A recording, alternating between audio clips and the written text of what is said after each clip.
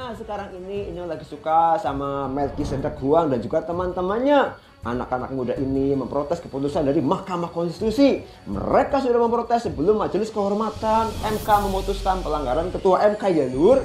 Nah bersama Aliansi Badan Eksekutif Mahasiswa Kerakyatan, Melki mengajukan sejumlah rekomendasi kebijakan kepada MK. Ya, rekomendasinya kata mereka MK itu perlu tunduk dan mengikuti kode etik yang ada. Hal itu untuk mewujudkan hakim independensi dan juga imparsial. Ya, MK diminta bertindak tegas dalam menegakkan kode etik dan juga hukuman bagi pelanggarnya, Lur.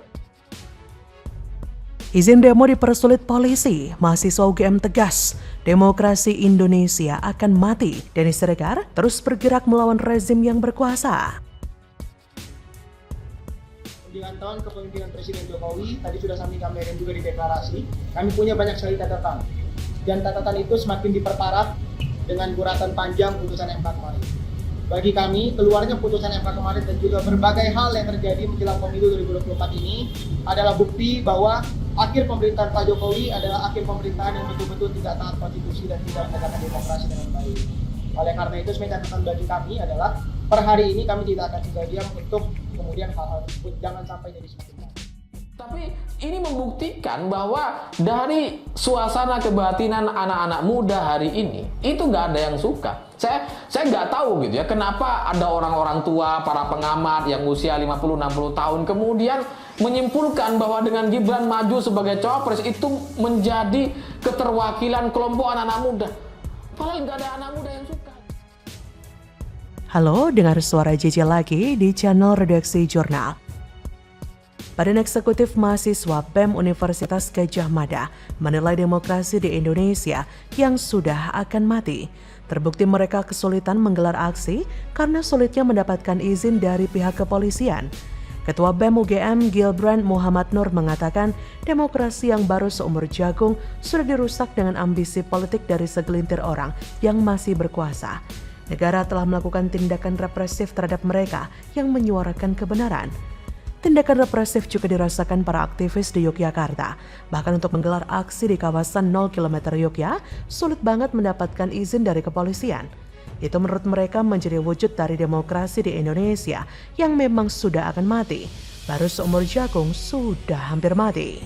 Gilbrand juga mengkritik program pembangunan ibu kota negara di Kalimantan Timur yang telah memunculkan kerugian negara. Proyek ini pun, kata dia, tidak mampu menarik investasi masuk. Menurutnya, para mahasiswa juga jijik dengan politik yang identik dengan anak muda. Apa yang terjadi bukan representasi pemuda. Para mahasiswa tidak mau jika satu orang anak, bahkan anak seorang presiden, bisa mengklaim perwakilan seluruh anak muda.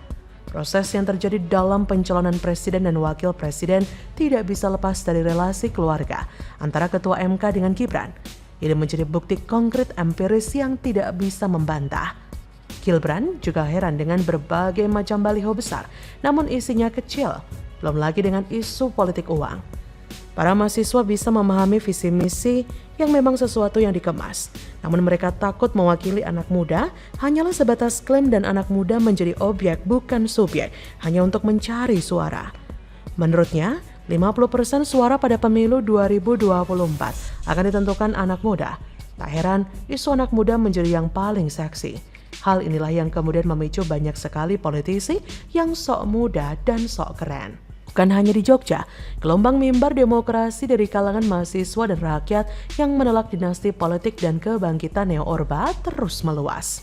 Mahasiswa di Sumatera Utara juga memprotes sejumlah kebijakan tidak pro rakyat dari rezim pemerintahan Presiden Jokowi. Ribuan mahasiswa tersebut berasal dari 23 kampus di Sumatera Utara. Mereka menggelar mimbar demokrasi di lapangan reformasi Unika ST Thomas, Kamis 30 November kemarin. Dalam orasinya, Ketua BEM Fakultas Hukum Unika ST Thomas, Mujur Leonardo Manalo, menegaskan bahwa rezim Jokowi yang baru berkuasa selama 9 tahun sudah berkhianat terhadap mahasiswa dan rakyatnya dengan mempertontonkan serangkaian masalah kebangsaan. Hal ini langsung mendapatkan tanggapan dari pegiat media sosial Denny Siregar. Denny merasa senang dengan gaya-gaya mahasiswa sekarang ini, topeng vendetta yang digunakan saat demo, dan menyampaikan aspirasi, menandakan bahwa mereka tidak ingin wajahnya terlihat, tapi mereka terus bergerak melawan rezim yang sedang berkuasa. Mahasiswa kita sekarang memang sudah sangat peka dan muak pada situasi negara. Apalagi ini masalah yang akan menghancurkan nilai-nilai reformasi. Neo-Orba jangan muncul lagi. Apa yang dilakukan oleh para mahasiswa ini tentu perlu kita dukung. Setiap langkah mahasiswa adalah langkah untuk kebebasan dan keadilan. Mari bersama-sama menjaga tegaknya nilai-nilai demokrasi di tanah air. Semoga generasi muda terus membawa harapan untuk masa depan yang lebih baik. Jangan sampai Orde Baru bangkit lagi dan membuat demokrasi di Indonesia rusak dan dikotori oleh orang-orang yang tidak punya etika dalam berpolitik. Bagaimana menurut Anda?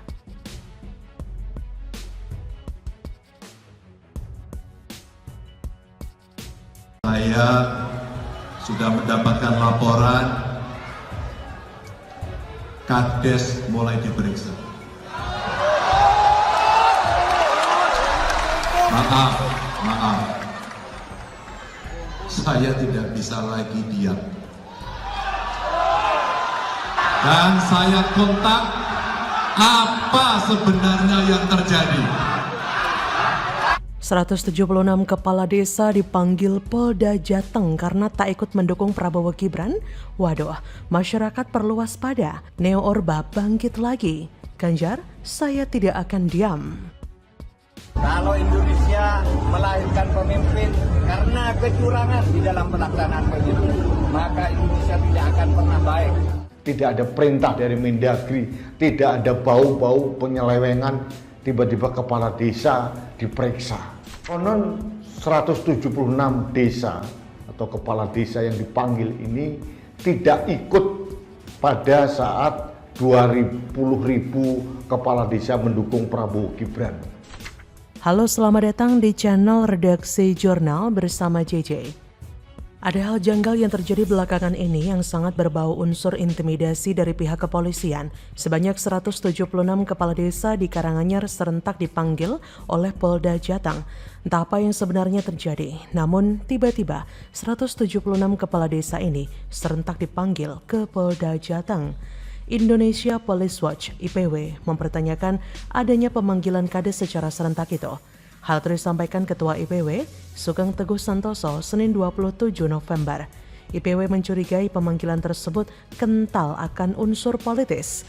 Pasalnya, pemanggilan serentak itu pertama kali dilakukan oleh Polda dalam kaitan pertanggungjawaban dana desa. Sedangkan pemanggilan tersebut dilakukan menjelang pemilu 2024, di mana Jawa Tengah yang menjadi sasaran pemeriksaan polisi itu merupakan kantong suara PDIP. Pemeriksaan terhadap kades di Karanganyar itu dilakukan mulai dari Senin 27 November hingga Rabu 29 November. Agenda itu menimbulkan pertanyaan dan spekulasi yang diduga ada unsur politik. Teguh mengatakan ada keanehan yang sedang terjadi dalam pemanggilan itu. Keanehan tersebut adalah surat pemberitahuan klarifikasi dugaan tindak pidana tidak langsung yang diberikan kepada kepala desa. Surat pemanggilan itu disampaikan polisi kepada Kepala Dinas Pemberdayaan Masyarakat dan Desa atau Dispermasdes Kabupaten Karanganyar. Dispermardes lalu menyampaikan surat tersebut kepada camat yang kemudian disampaikan kepada para kepala desa. IPW menilai pemanggilan ratusan kades di Karanganyar diduga melanggar kode etik Polri. Hal itu karena pemanggilan seharusnya dilakukan secara perorangan bukan serentak. Oleh karena itu, IPW mendorong Polda Jateng untuk menunda penyelidikan dugaan korupsi itu hingga Februari 2024. Ada kemungkinan ini ada hubungannya dengan ketidakhadiran para kades ini dalam acara deklarasi para kades mendukung Prabowo dan Gibran. Melihat manuver polisi yang begitu menjijikkan ini, Capres nomor urut 3 Ganjar Pranowo mengaku sangat jengkel usai mendengar kabar ada kepala desa di Jawa Tengah yang diperiksa polisi. Ganjar mengaku sudah menghubungi kepala desa yang diperiksa, akan tetapi dia belum mau membeberkan penyebab mereka tiba-tiba diperiksa. Hal itu disampaikan Ganjar dalam acara konsolidasi relawan Kemayoran Jakarta Pusat Senin 27 November malam. Para relawan yang mendengar pernyataan Ganjar menyambut dengan riuh dan meneriakkan kata lawan. Ganjar pun mengingatkan bahwa akan ada anggota DPR yang menggunakan hak konstitusionalnya jika pemilu berjalan tidak adil. Bukan hanya Ganjar, Ketua Umum PDIP Megawati Soekarnoputri dalam pidatonya juga menyerukan para relawan agar tidak gentar menghadapi setiap tekanan dan intervensi dalam pemilu mendatang. Soal itu, Mega menyindir penguasa layaknya Orde Baru. Ia mengaku tak tahan lagi untuk tidak berkomentar mengenai berbagai aksi intervensi dan tekanan kepada masyarakat menjelang pemilu dan pilpres. Memang, suasana sekarang sudah berbeda, setidaknya dibandingkan pilpres 2019. Di mana penguasa diduga melakukan intervensi dan disebut-sebut memakai otoritas dan segala pengaruhnya untuk memenangkan Prabowo Gibran, meskipun kabarnya juga hasilnya masih jauh dari harapan. Harapan penguasa dapat bersikap netral pun jika mau disurvei dengan jujur tampaknya nyaris sirna, ibarat nyala api lilin yang hampir mati, tapi masih berupaya dijaga dan dikobarkan kembali, terutama oleh kubu Ganjar Mahfud. Akhirnya kita berharap siraman motivasi Ibu Mega bisa berdampak seperti bahan bakar yang bisa mengobarkan nyala api sekecil apapun. Ditambah pidato Ganjar yang menggelegar dan ajakan Mahfud MD untuk bersama-sama menjaga agar Pilpres jangan diwarnai dengan kecurangan supaya tetap mendapatkan berkah. Mari kita ramaikan kampanye Pilpres 2024 dengan satu tujuan, memenangkan Ganjar Mahfud tanpa rasa takut. Salam 3 jari, salam metal, menang total. Bagaimana menurut Anda?